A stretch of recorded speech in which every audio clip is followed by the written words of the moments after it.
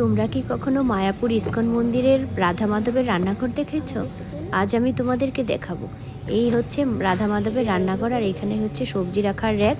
আমার বাড়িতে যতটুকু নিজের হাতে বসানো শাকসবজি সেটা আমি সবসময় তুলে নিয়ে যাই। গাছের লাউ সব শাকসবজি নিয়ে গেছি, আর একে একে সব আমি তুলে রাখছি। এখানে সবাই যেতে পারে না, খুব সৌভাগ্য না হলে এইসব জায়গাতে যাওয়া যায় না। তো ভগবানের অনেক কৃপা যে আমি ভগবান রাধা মাধবের রান্নাঘরে ঢুকতে পেরেছি। সব কিছু গুছিয়ে রাখলাম। দেখো, এই হচ্ছে সব পুরো রান্নাঘরটা রাধারানী।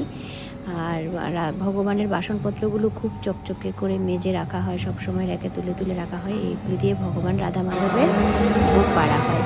তো সবজিগুলো দিয়ে যখন বেরোলাম তখন একদমই মন্দির ফাঁকা, সবাইকে বের করে দেওয়া হয়েছে। আমি খুব সৌভাগ্যক্রমে শুভক স্বামী মহারাজের সাথে আমার দেখা হয়ে গেল। আমি তাকে প্রণাম করলাম, আর আমার খুব ভাগ্য ভালো যে সে আমার দিকে একবার তাকিয়েছে। আর সন্ন্যাসী ভক্ত যারাই হোক, একবার তাকানো মানে হচ্ছে তার উপরে কৃপা দৃষ্টি বর্ষণ।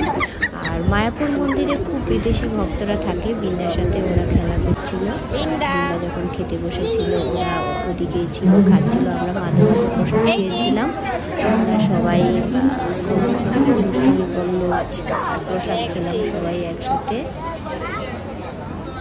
আর আমি একজন প্রভুকে পেয়ে গেলাম, তার সাথে একটা ফানি ভিডিও করলাম। গুরুদেবকে দিতে বলো না ভাই। ভদ্র মতন মাছ চাল 100 টাকা বের করে দাও। কেন না লাগবে দিতে বলেছি, দাও। আমার লাগবে। লোক তোকে বলবে টাকা দিতে, টাকা দিতে বলে দাও না, দিতে বলছি তুমি দেবা তো নাকি? ভদ্র মতন 100 টাকা দিয়ে দাও। ঠিক আছে, দাও। হরে কৃষ্ণ গুরুদেব, হরে কৃষ্ণ, হরে কৃষ্ণ ভাই। ঠিক আছে।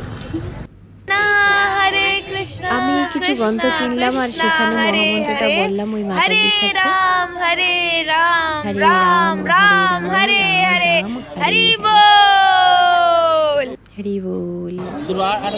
শেষমেশ আমার মেয়ের সাথেও দেখা হয়ে গেল শুভক স্বামী গুরু মহারাজের।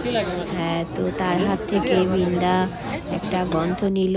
আমাদের ভাগ্য খুবই ভালো যে আমরা মহারাজের হাত থেকে গ্রন্থ পেয়েছি। বৃন্দার হাতে একটা গ্রন্থ দিলেন মহারাজ। ছবিও তোলা হলো বৃন্দার সাথে মহারাজের। তারপরে এ হচ্ছে রাতের দৃশ্য। আমরা ঘুরতে ঘুরতে রাত্র হয়ে গেল। বৃন্দা একটু ফুলের বাগানে খেলছিল। আর এ হচ্ছে মায়াপুরের রাতের দৃশ্য। খুব সুন্দর করে সাজানো থাকে, আর খুব বড় বড় ডালিয়া সমস্ত সব শীতের ফুলগুলো খুব সুন্দর ফুটেছিল। মনেই হচ্ছিল না যে এটা একটা মানে অনেক সুন্দর। হরে কৃষ্ণ।